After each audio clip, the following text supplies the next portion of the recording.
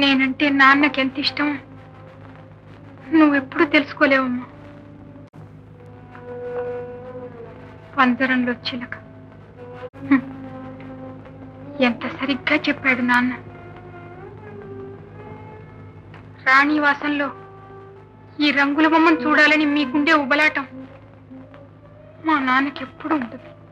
ఇంత దూరం నిన్ను చూడాలని అపేక్షతో వచ్చిన మాకంటే మీ నాన్నే నీకు గొప్ప అయ్యాడు. ఎంత మారిపోయావే.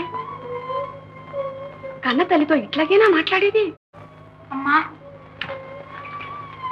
కన్న కూతురు మీద నీకు నిజంగా అంత అపేక్ష ఉంటే నన్ను ఇక్కడి నుంచి తీసుకుపో. నువ్వు మావయ్య ఇద్దరూ పట్టుబట్టి మహారాణి వారికి మనవి చేస్తే వారు తప్పకుండా అనుగ్రహిస్తారు. ఎలాగైనా నన్ను ఈ రాణివాసం పందిరం నుంచి తీసుకుపోమ్మా. ఏం విడ్డూరమే. అదృష్టం అందరం ఎక్కిస్తే బుద్ధి బురదలోకి లాగుతుందిట.